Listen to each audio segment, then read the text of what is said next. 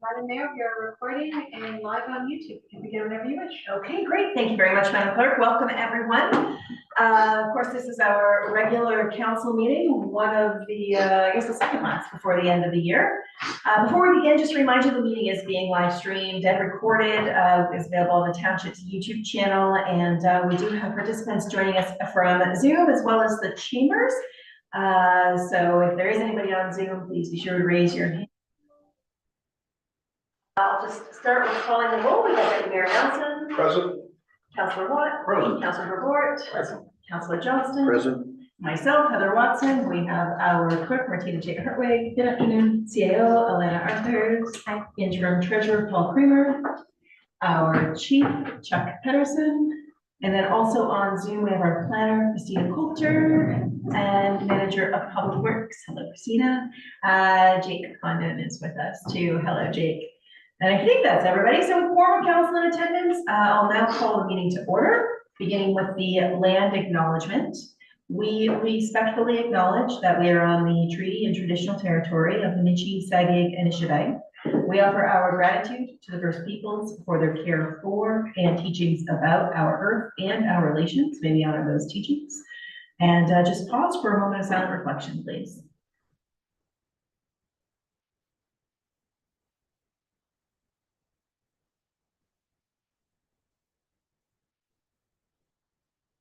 Okay, so council, the agenda package was distributed prior to the meeting. I've not heard of any disclosure of pecuniary interest, but is there any to disclose? Yeah, I'm going to, through the chair, I'm going to disclose on number 8.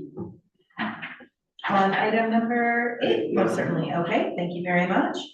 And I'm sure you have or will submit your form to the clerk following the meeting. Pardon me? You'll submit a form to the clerk following the meeting? If I have time. Okay. Thank you. Are there any other disclosures? Hearing nothing. Could I get an adoption of the agenda, please? Councillor Report, second by Councillor Watt, all in favor? That motion carries. On to the adoption of minutes and business arising from the minutes. We've got 2 sets of council minutes in front of us, the special council meeting from November 14th and a regular council meeting from November 21st. Just a motion to approve those. Deputy Mayor Nelson, Councillor Johnston. Any discussion on that? Questions? All in favor? And that motion carries. We have 3 items on our consent agenda. Are there any items that council would like to hold for discussion for later on the agenda? Seeing nothing, then simply one resolution to receive and approve those items. Councillor Report, Deputy Mayor Nelson, all in favor? And that carries. On to delegations, petitions, presentations, or public meetings, and this is item 8.1. Councillor Johnson, are we going to recuse yourself in the room? Thank you very much. And Madam Clerk, are you presenting this? Are we expecting a person to make a delegation? We are someone to attend. We have the lines to make the delegation. Oh, okay. I believe Gary was supposed to Actually attend? Yeah. Okay. My apologies. Mayor Watson, is it possible? I think we've all had a chance to read what's in here. We're very familiar with what the Lions Club does in the community and how much of a benefit they've provided for the community. And this is kind of a continuation of previous arrangements that the township has had with the Lions Club. So if it's possible, I would like to make a motion to approve this without a delegation. Okay. I think that that's certainly possible, especially in light of the fact that the delegate isn't present. Someone else willing to second it? Well, second that. Deputy Mayor Nelson, any discussion on the motion? No, I'll just call for the vote. All in favor? And that motion carries. If we can get Councillor Johnston back in the room. Okay. And move on to that's unfortunate. Yeah. Number 10. Correct, thank you. So we, as far as our public comment period, we have nobody registered for public comments. So on to item number 10, we have the report and capital project status. Are there any questions or items council would like to discuss on item 10.1? Nothing else. Just a motion to receive that then, please. Secretary Nelson, Councilor Johnston, all in favor? And that motion carries. On to 10.2, fire dispatch agreement. Deputy Chief Chris, number 2. Yes, thank you. So the city of Peterborough provides all municipalities in Peterborough County with fire dispatch services. Our current agreement expires at the end of March 2024. The new agreement would be like the previous one. It's for a 5-year term beginning April 1st, 2024. The county does participate in the agreement both financially reflected in Schedule C and administratively by providing quarterly dispatch or invoicing to us to the lower tiers. The new agreement was presented and passed at County Council on November 22nd of this year. So we're just looking to the Fire Chief 2023-10 report dated December 5th, 2023 regarding the fire dispatch agreement be received and that Council of the Township of Douro-Dummer pass a bylaw at the appropriate time during the meeting to authorize the signing of the attached agreement. Thank you very much for that. Any questions from council? Councilor Johnson? So the chair, just one question, like, it all started from, I'm sure, with the amount of calls you had in your area. Like how much usage we get to know what they charge us? Yeah, so through the mayor, yeah, so it's per household formulation. So the county's divided up and then so the call volumes are there as a starting point for each municipality, the starting of the year 1 of the agreement. If we have a spike, so if someone's doing significant development and we have a huge spike in calls or for whatever reason, then if we go over a percentage of that, then we start getting added per call. It's also cumulative on the entire county call volume. And then how they break up the formula on who's going to pay what is per household percentage. So there's no fear that we'd ever be such lower that we could get it reduced. It'll only go up, it won't go down. I figured that, but anyway, I see that. Okay. Councilor report. Through Mayor Watson, just wondering, we're looking at 20% increases every year for the next 5 years. Does the city have good reason as to why they have a 20% increase? Yeah, so through the mayor, yes. So I think the overall number is a 13% increase, and then it's divided up proportionally from there. So as mentioned in my report, the city and the county, they really treated us as a kind of a partner. We are part of the mutual aid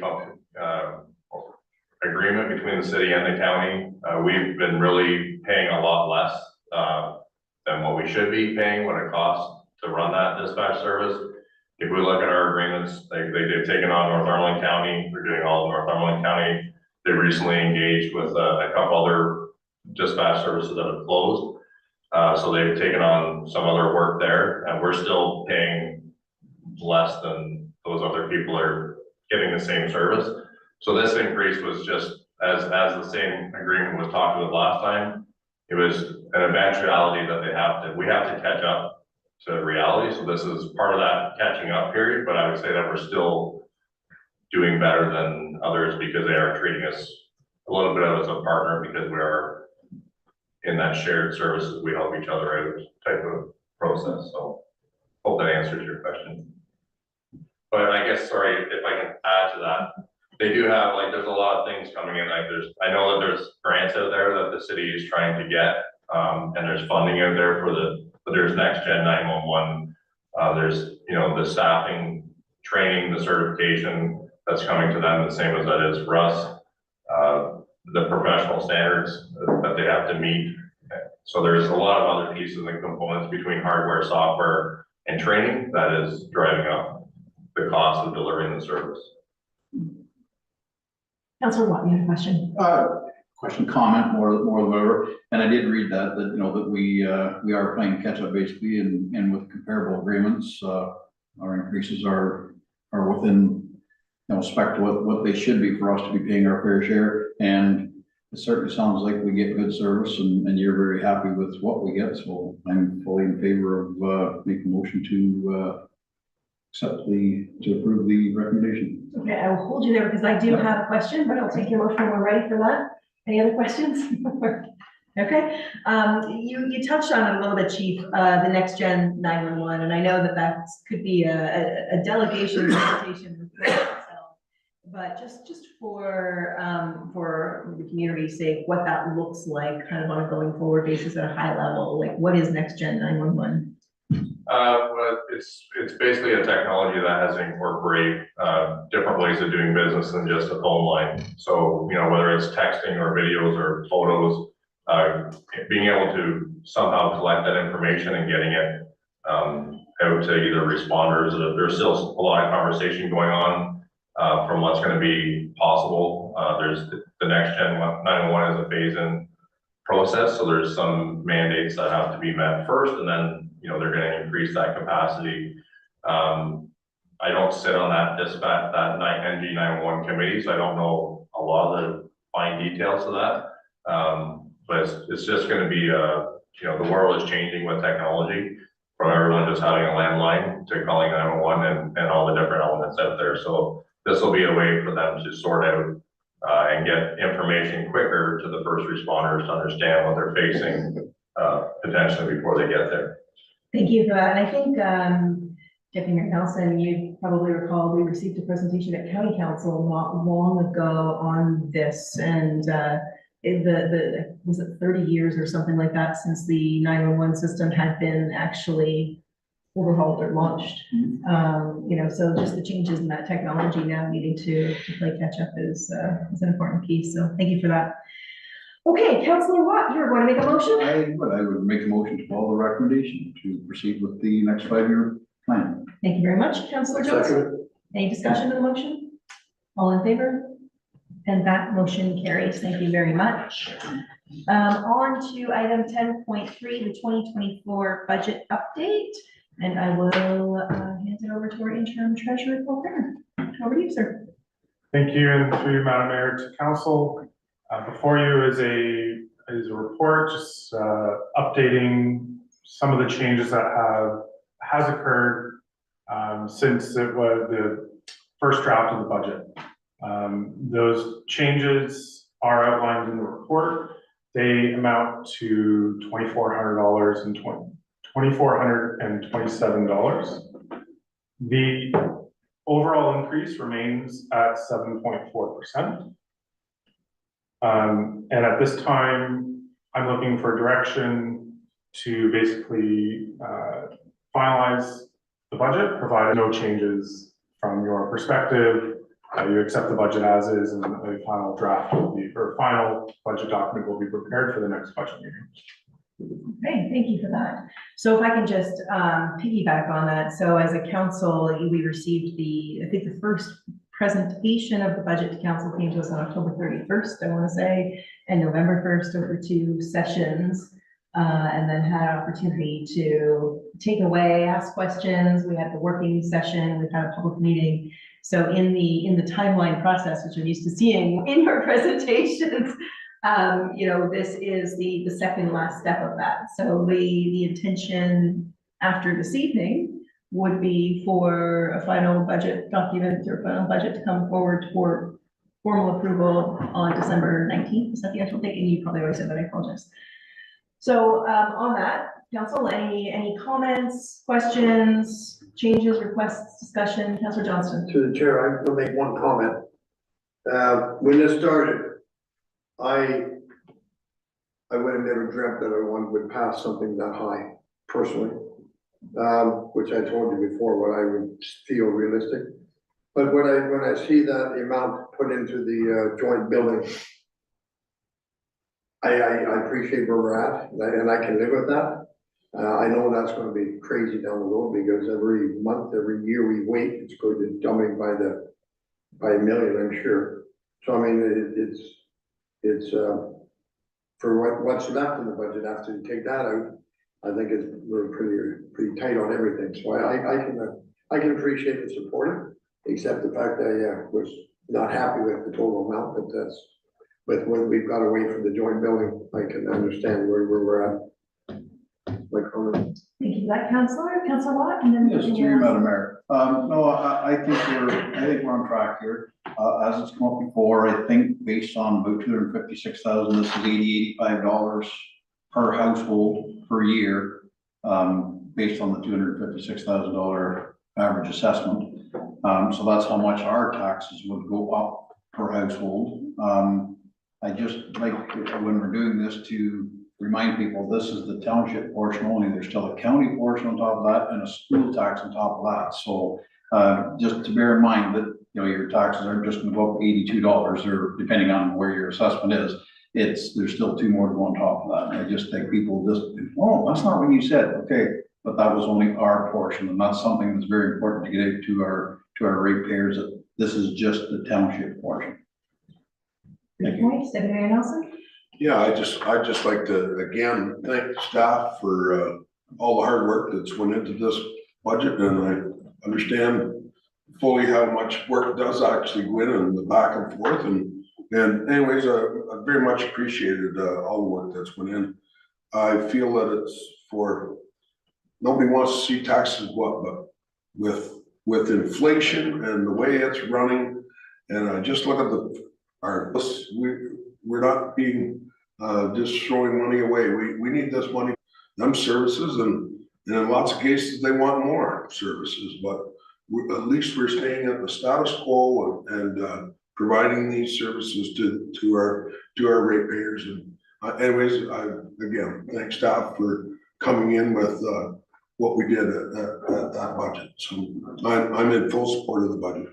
Thank you very much. Councillor Report. Through you, Mayor Watson, a huge thank you to staff, everyone here and everyone that works for the township. A 1.5% increase on our actual operating day-to-day costs is well below the rate of inflation. So I think it's pretty commendable of staff to be able to keep things at that level. To echo Councillor Johnson's comment on the joint building, I think that is money.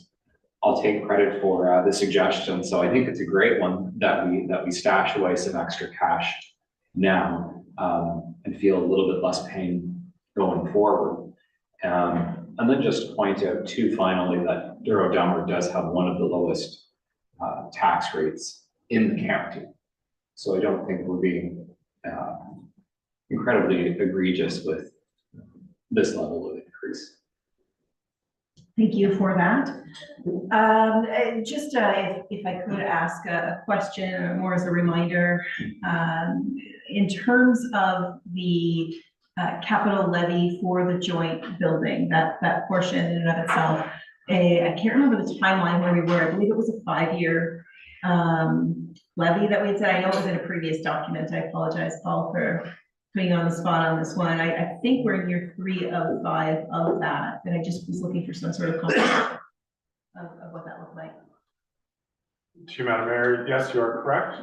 As part of the final document, I will update the table that I had in the previous versions and the previous report, especially considering now the updated amount that we're allocating in 2024. Because we're doing more in 2024 than what was part of the original schedule. So I will update what that looks like going forward, at least tentatively, and then, you know, it'll be up to council to approve in the given year what that ends up actually being. Great, thank you very much. And echoing the sentiment of my colleagues, thank you for all the work that you've done, and to all of our staff for pulling this together. I know on October 31st, or maybe even before, the budget schedule, in your words, it was a bit of an aggressive schedule, but I feel like although it is aggressive in terms of what we've accomplished, we've had lots of opportunity for dialogue and being able to not just each other as council, but as to the residents about what we're looking at for this year. So thank you for your work in helping us to accomplish that. Well, the council, what would you like to do? Councilor Report. Through Mayor Watson, I would like to make a motion to receive the report as presented and instruct staff to prepare the final budget. All right, thank you for that. Will someone second that motion? Deputy Mayor Nelson, any discussion on the motion? If nothing further, then all in favor? And that motion carries. Thank you very much. On to, you're not on the hook yet, Paul, sorry. On to item 10.4 with the draft community grant policy. To you, Madam Mayor, the report in front of you has the draft policy for the community grant program attached. I thought it'd be best to give a draft and allow for council to ensure that it's reflecting kind of what the intention was when this came up during the budget process last year. You know, I think going through this process internally, this could take a lot of different directions and it can be a lot of different things for different groups. And you want it to be broad, but at the same time, specific and, you know, achieve certain objectives around what the funds are intended for. If I can quickly summarize in, you know, really layman's terms, what the policy is stating, that and how it'll actually flow is if a grant request comes in from an organization, so there's an attached application form that they'll fill out. It'll come into staff if it's under $750 and there's budget remaining from the annual budget. Staff have the ability to approve by reviewing the application against the policy. And then if we do approve it and staff approves it, awards it, a notification will be provided to council at that time. If the request comes in from an organization over $750, staff will review the application, identify whether we feel like it meets the criteria of the policy, but then ultimately it will be up for council approval. Lastly, based on the comments that were received back in the summer when I brought this forward to get some input from council, there were comments about the ability for certain individuals to apply and the township to be able to support. And so how I've written it is that if an application comes in from an individual, this will go directly to council for approval. That won't be up to staff to approve. I think it just removes any potential for bias or personal relationships to get in the way. And I wasn't really comfortable myself approving individual applications for funds coming in. I think that's more of a council direction and decision. So that's where it's at. I think if you have questions about the nitty-gritty around eligibility, around who's eligible or not, the mayor did have some kind of clarification questions, and I think we already determined that one of the lines could probably just use some better wording. I think the intent was correct, but some wording, I have to actually bring that up. Under 2.3, ineligible organizations, the first bullet where it says for-profit organizations, community groups, or individuals, that is meant that for-profit organizations, for-profit community groups, and or for-profit individuals. So we will tweak the wording on that one just to make sure, because it kind of reads, and I agree, that community groups are not eligible, but it's a for-profit community group. Thank you for that.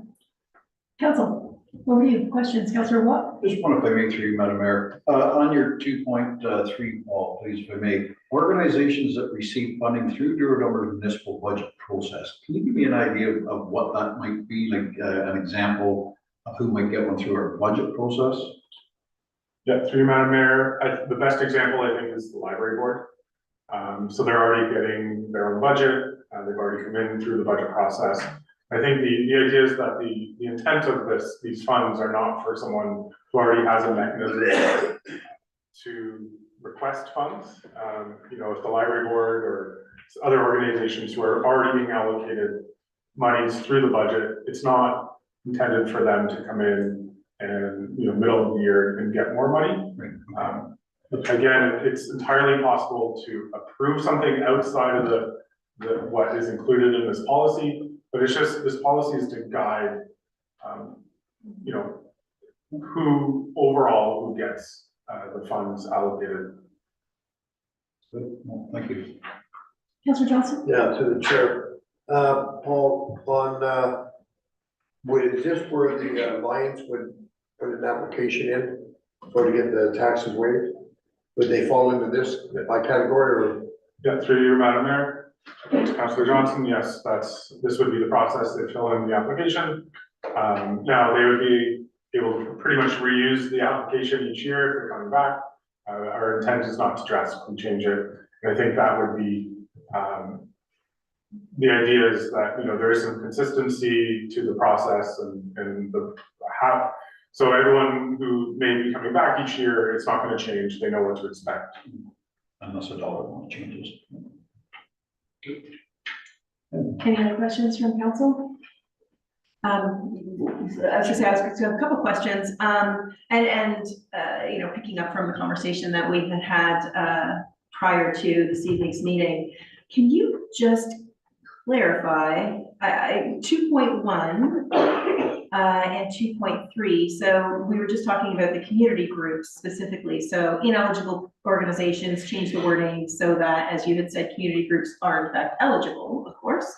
But I'm seeing in 2.1, you know, we have a lot of ands, so they must also be not, one of the criteria is a not-for-profit organization.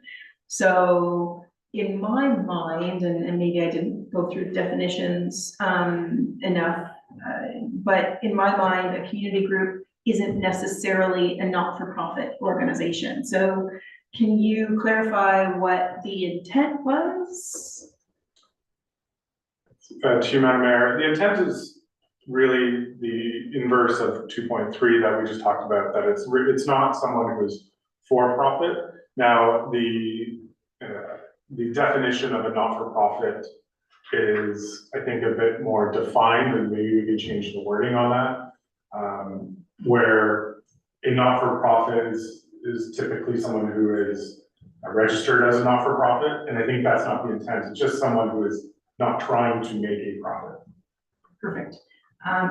Because I agree, I think there are community groups potentially that that don't necessarily have a corporate structure, corporate governance structure around them that a not-for-profit organization would have. So I don't want to exclude those organizations. I'm looking at council because I know this was all kind of with your input as well. But I think we want to have a wider net than a narrower one. We might add something. Through Madam Mayor, just saying to the public that when you talk about groups like that, the way that the policy is written allows staff to approve what is here, but something like that potentially maybe is more appropriate to come to council, because we certainly could have groups that are not registered, that, you know, are relatively new in the community, and it may be something that council wants to have a better pulse on as they're making an application for these grants. Fair enough. Councilor Ward? Through you, Mayor Watson, as Paul pointed out, this is the inverse of 2.3, which is kind of how it reads from my perspective.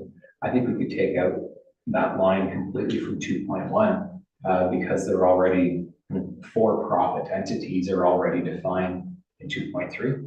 Sometimes less is more, and I think that could be the case here. Potentially. So if you want to look at wordsmithing that appropriately, I think that would be some good general feedback. The two other questions on this, again, is still in that 2.1 section, have its principal address in the township. And again, we were discussing that in a little bit more fulsome way outside of the meeting, but I know of one organization that does a lot of work in our community. It's going to be a tricky one to qualify, that we have historically supported, and their mailing address is a post office box in the village of Lakefield, because it is a grassroots organization. So I don't want to potentially exclude those organizations that are doing that type of work, grassroots work, that is using somebody's home mailing address, even though technically they don't have an address in the township. Council, thoughts on that? Because I know it gets becomes a slippery slope at that point, right? Yeah, through you, Madam Mayor, I agree 100%. I think it comes down to taking a look at what the organization is, or what they're actually doing.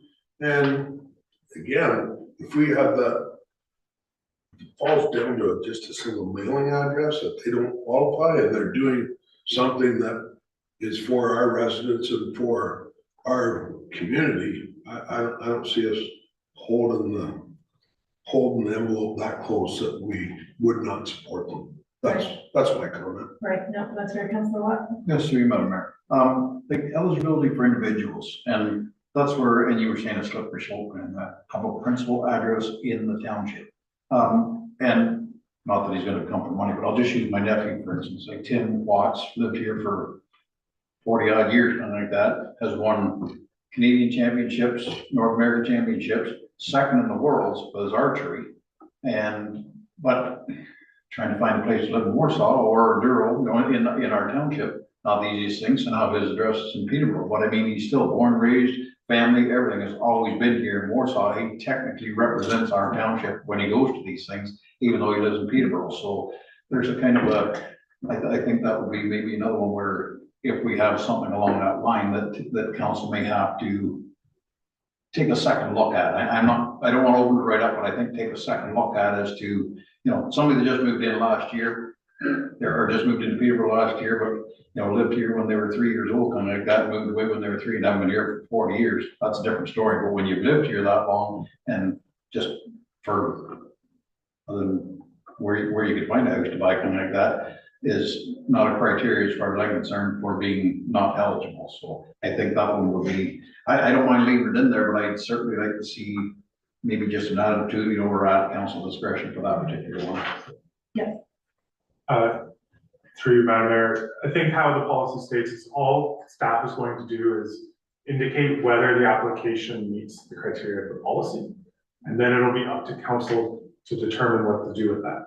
And so council will still have the discretion to approve based on factors outside of, that they may not have a principal address currently, but the fact that they were here for 40 years or that's still going to be up to council and can be considered on a case-by-case basis. I think we have to remember, we don't get a large volume overall.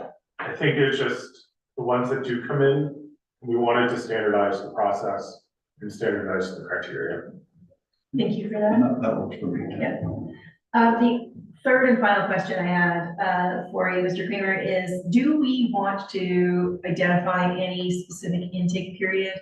I know if there's a sporting opportunity that one of our community youth might encounter to go away and represent the community, that's a little bit different because they don't necessarily know that that's on the list. But I think maybe for some of those, I don't want to say recurring, but some of those planned events that we know, such as Councilor Johnson mentioned, the Lions Club or those organizations, do we want to create that intake period to make it a little bit more systematized for staff and for council to address? To Madam Mayor, it's an option. I was trying to leave it as not as least formal as possible, but not put too many restrictions and criteria on the actual program. In my mind right now, how it'll work is as long as there's budget in a year and it's under 750, staff approve. If its budget is out, if we run out of budget for the year, council can still approve, pulling from another source. And the policy also states that if the full amount doesn't get used in any given year, that's going to go into reserve and that will be there for future years as well. And so that, I'm fully open to timeframes but at the same time, we've come up with an annual amount and it's just as it gets used throughout the year, then, you'll have a better chance of being successful if you come in earlier in the year. Yeah, no, I hear you. That makes sense. And I think as a first attempt at creating a policy, like putting something in place formally, I think the looser the better. Now that I think that through a little bit further, so I appreciate that. Any other questions, Councilor Watt? Through you, Madam Mayor, just on what you just said there, I guess that there's individual cases, again, like, because you may be in this competition here that's local, but you may move to the next one, and it may be September before you are an international or national one, so, you know, you're not gonna know right away until you go through those hoops, so being open for, like Paul said, I think that's probably the best way to go, and again, back to us for our discretion, so. Councilor Roy? Through Mayor Watson, only one other item that I noticed here, on section 2, we're missing a 2.2. That's it. Lots of bouncing between 2.1 and 2.3. Yeah. I was wondering if I was missing something. That's right, it's the hidden page. With that, could I make a motion? You certainly may. Thank you. Through you, Mayor Watson, I would like to make a motion to receive this and request staff finalize a version for the December 19th meeting based on today's feedback. Okay, will someone second that motion? Councilor Johnston, any discussion to the motion? Councilor Watt? You're good with the next council meeting, Paul? Okay. Yeah. We just want to make sure that the guy doing this, don't got too much on his plate, so. Fair enough. You're past the budget now, he's good. No, sorry. All in favor then? That motion carries, thank you. Okay, on to rural committee minutes and other reports. We have 3 sets of minutes here from the library board, events committee ×2. One motion or questions on that, Councilor Watt? I will make a motion to do 11.1, 11.2, 11.3 to receive them with thanks and congratulate everyone on the parades and so on and so forth. They did at the events committee has dealt with in the last couple of months. All right, will someone second that motion? Deputy Mayor Nelson? Any other comments, questions? All in favor? That motion carries. On to item 11.4. I guess I am speaking to it. Yes, I will speak to this. So I asked our CAO that we put this on the agenda for support. We all know the intersection at County Road 4, Television Road, Park Hill Road. It's that 4-way stop in Donwood. I don't know about you folks, but I've certainly heard from residents over the past number of years about how dark, poorly lit that intersection is, how the line marking is off and not very reflective, and navigating that intersection is difficult even during the daytime, particularly during those high traffic periods before and after work and school buses and what have you. So it's a bit of a complex intersection because you have obviously Douro-Dummer interest, but there's also City of Peterborough, County of Peterborough, because the county road and the Township Autonomy South Monaghan all have interest in that intersection.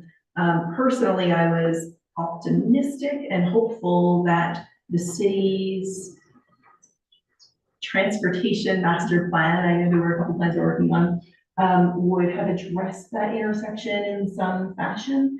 Because it was, I talked to city representatives years ago regarding it, and they said something was forthcoming, and finally it's come forward earlier this summer, and it does address improvements, but not for a decade out or so. Is that correct? Yes, and through you, they do talk about doing some environmental studies, but not until the next review, which is 5 years. So we're 1 year after, so another 4 years before they're doing anything, and then 10 years after. There we go, thank you.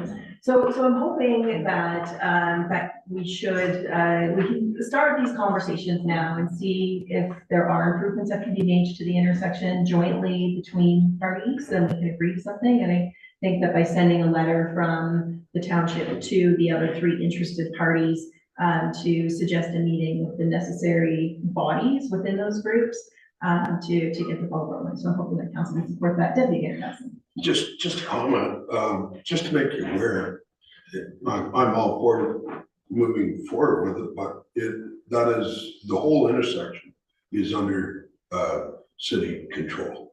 That is, the city controls that whole intersection. When Park Hill Road was transferred to the city back,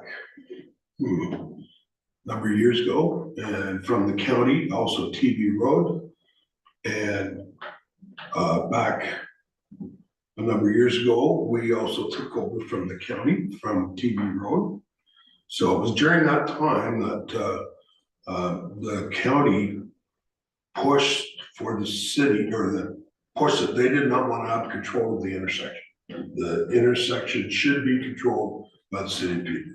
So I do know that in fact is the case, that the city of Peterborough actually controls the intersection. It's their property, it's their baby. Now, we can certainly ask for improvements, but it would be directed at them. They are the ones that are in control of the intersection. Sure, I don't disagree. I know that during even this round of summer changes, they were doing some resurfacing in that area.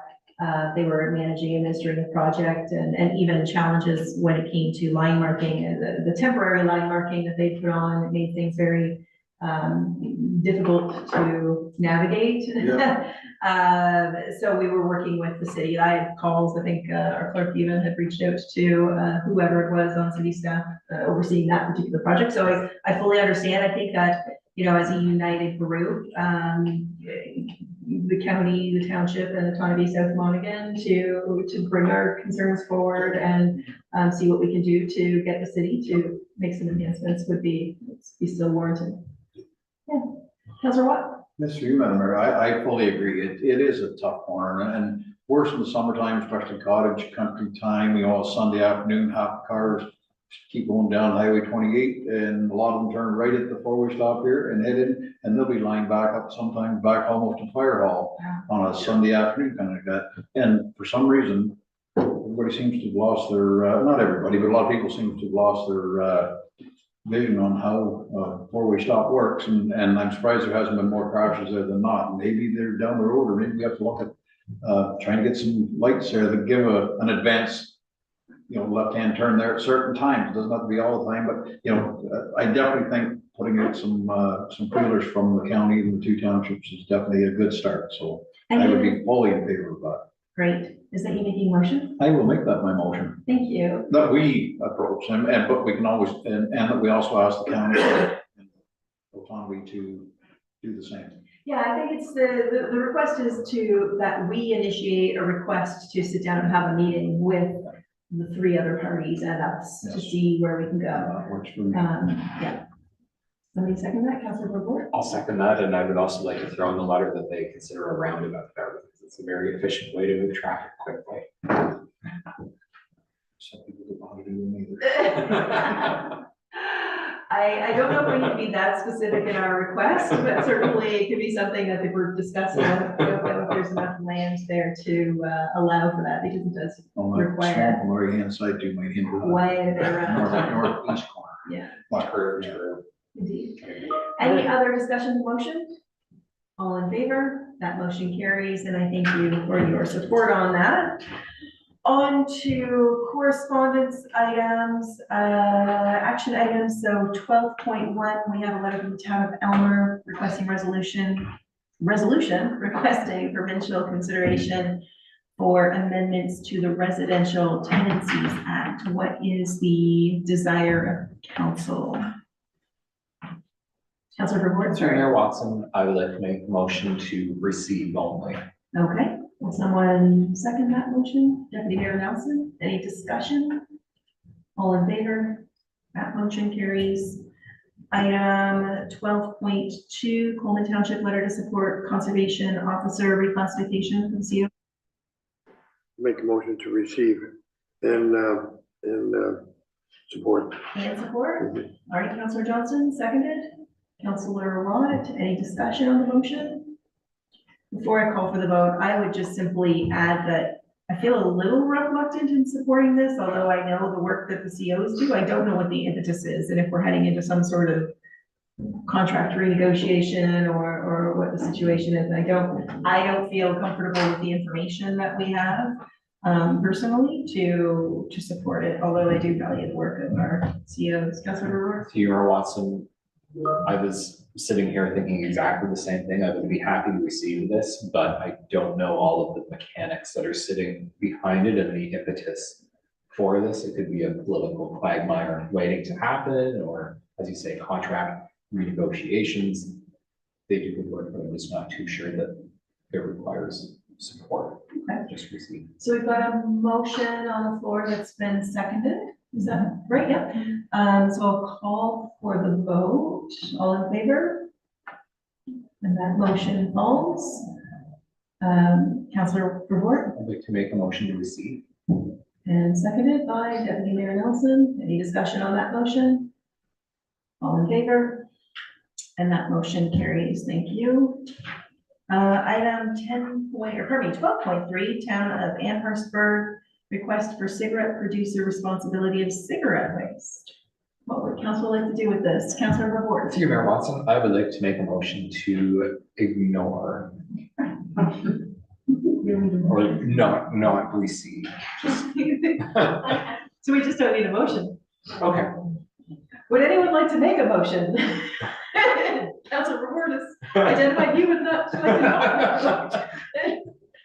Councilor Watt. I guess, yeah, like, if we receive it, we receive it. We're not doing anything with it. At least we acknowledge the fact. And we did look at it, so, I mean, receiving it is not going to take it one way or the other. I think we should just be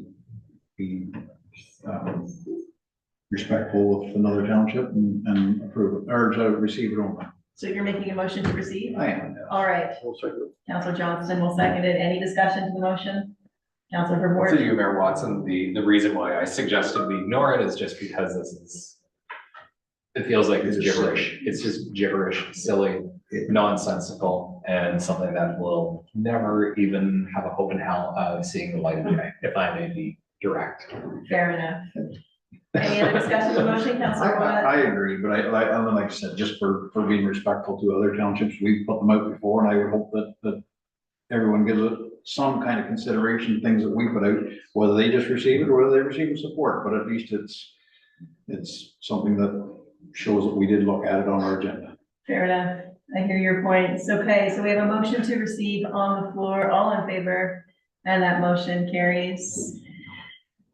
On to, who would have thought action items would be so controversial? On to item 13, our bylaws.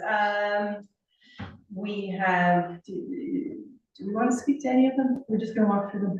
Item 13.1, authorize the signing of the fire communication services agreement. Councilor Johnston? Seconded. Councilor Watt? Discussion? All in favor? That carries. 13.2, appointment of a chief building official and repeal bylaws 2021-54 and -52. Councilor I'll Report. make a motion. Seconded. Deputy Mayor Nelson. Discussion. Councilor Watt. All good, everybody's happy and satisfied, and Don's good with the new title and what his responsibilities are. Through Mayor Watson, yes.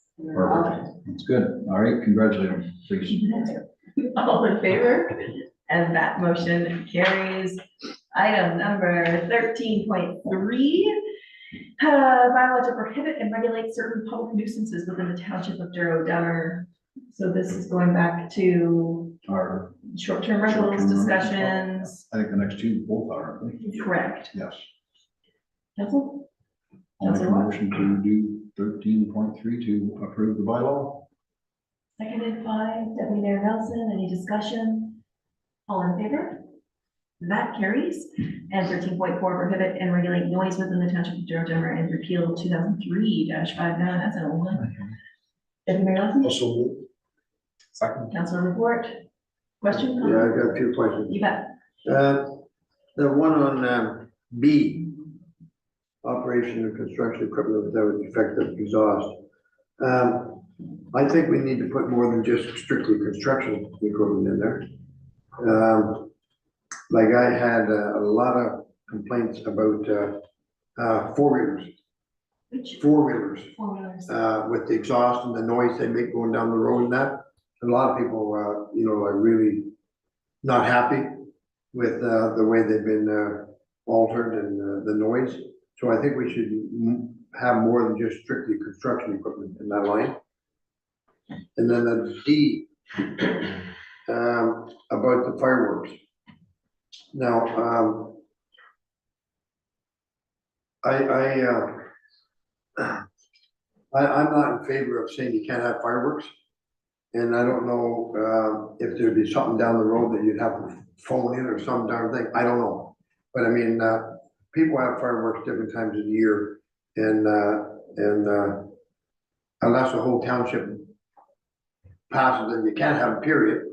I don't know that we need to, prohibit them, like the way it's set up. And Okay, then the other thing is, when the one about working, figure which one it is. I think we should also, have a timeline of when construction can start to work, when it comes to, the noise. You know, example, 6:30 or 7 in the morning, and, be done at 5:30, 6 at night, whatever it be. And, even, whether it be done on Sundays. I think we should have a time limit put in on that. it is there, Counselor, Oh, is it? under section 3 on page 3. Where is that? 3.1.1, so between the hours of 7 PM and 7 AM Whereabouts is that now? in the bylaw. Section 3.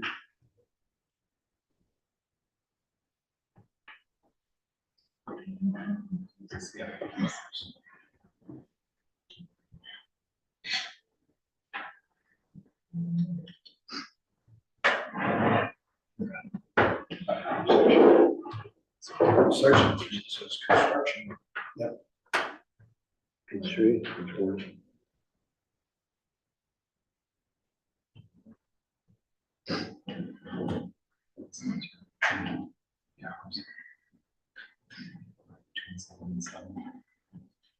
Okay, I missed that. So 7 and 7. And 9, that's for 7 on Sunday, the 300. Does that satisfy what you were looking Yeah, for, no, Counselor? that's right. I just wanted to clarify that that's in there. Okay, thank you. Before I call on you, so Counselor Johnson, I just want to address these 3 points. So we're dealing with the time that you raised. Yeah. You referenced fireworks and you referenced ATVs. Yeah. I know our clerk has some information in terms of ATV noise. Yeah, so ORVs are all under the Highway Traffic Act, and the Highway Traffic Act has specific regulations about mufflers and exhaust systems, so it's already covered under that piece of legislation. Deputy Mayor Nelson, did you? Through you, Madam Mayor, our clerk has already explained that, yeah. All right. Counselor Johnson, the fireworks, is that the, well, yeah, Madam Clerk, if you could please. So this bylaw regarding noise only speaks to the detonation of fireworks or explosive devices during construction.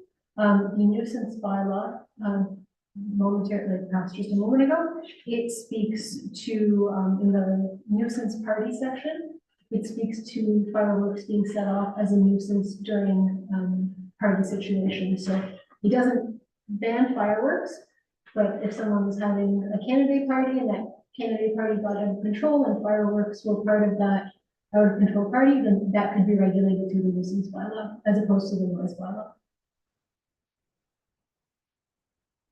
Just that we also know by the time someone comes around to lay a charge and see what's going on, we're usually done. So it's, okay, that's fine. Yeah, I get the impression that it would be coupled with, you know, if somebody's firing off fireworks at 2 AM.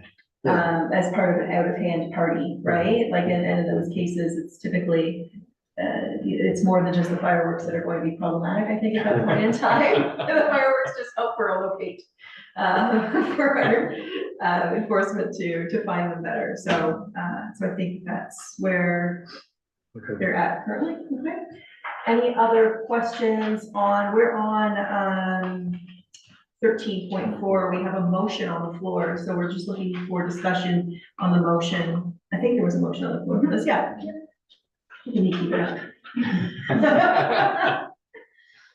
Okay, so with no more discussion on the motion, all in favor, and that motion carries. Thank you very much. We have no reports from previous notices of motion. Any notices of motion? Any announcements? I have one to make. Celebration of Vanessa Sweeting within our own office. She has accomplished her diploma in municipal administration from AMCTO, the Association of Municipal Clerks and Treasurers of Ontario. Yes. And not only has she accomplished the completing the diploma of municipal administration, she actually also got on the academic honor roll. So we have a good staff member who has got the gold star. So congratulations to Vanessa for taking that on and completing it with honors. Any other announcements? But to the chair, I don't want, it's not an announcement, but I do want to say thanks for everybody that helped out on the Santa Claus parade. From the parade, the people who were involved in the parade, and the food that was provided for the kids. Again, it's something that really makes our community proud and people active in it. And I do know that there's a fair amount of floats, which makes the parade, really nice to watch. So, I want to say thanks for the girls that were, see, they're all girls, that were on the committee. Now, just a quick question, did they stay on next year, or do you have to revisit, put names in the game? Through you, Madam Mayor, that committee is elected or is nominated for the whole 4-year Oh, term. for the fall, okay. And if new members want to join at any time, we can bring that forward as well. So we do Anyways, have- I want a big thanks for the whole package of the office people that helped, for the people that participated, and for the people that did the cooking and everything else of that night. It was very rewarding for the township. Definitely thank you for those words. It was a fantastic, fantastic evening. And thank you, Councilor, for your work on that committee. And it sounds like we are always looking for new people to join the committee to help lighten the load and help get many hands make light work, as they say. So if there's anyone else who is interested in joining, to reach out, because although it's a 4-year term, it's not a closed intake. Correct. Brilliant. Thank you. Any other announcements from council?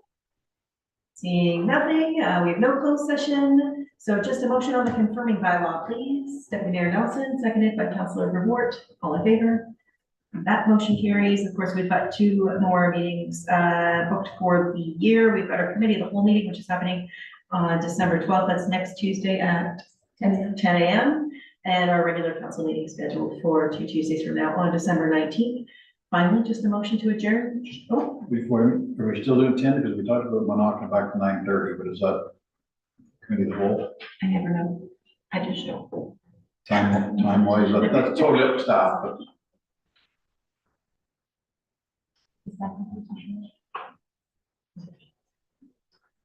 Through Mayor Watson, can we get back to you? Yeah. We'll send it out. There may be one report. We do have the departmental reports, and then we have the discussion on ORVs. Yeah. And we have a hard stop at noon. Because So- they're eight. So depending on whether that other report comes forward, I think the departmental reports, they're all complete. I've read them all. I don't think there's too much in there that's new information, but if we do No, have that's not what another you think. report, maybe we'll push back. So Okay. we'll make sure we send out a separate email to identify if we change the time. Thank you. Motion to adjourn. Motion to adjourn. Thank you, Councilor, seconded by Deputy Mayor Nelson. All in favor? And that motion carries. Thank you, everyone, for your time.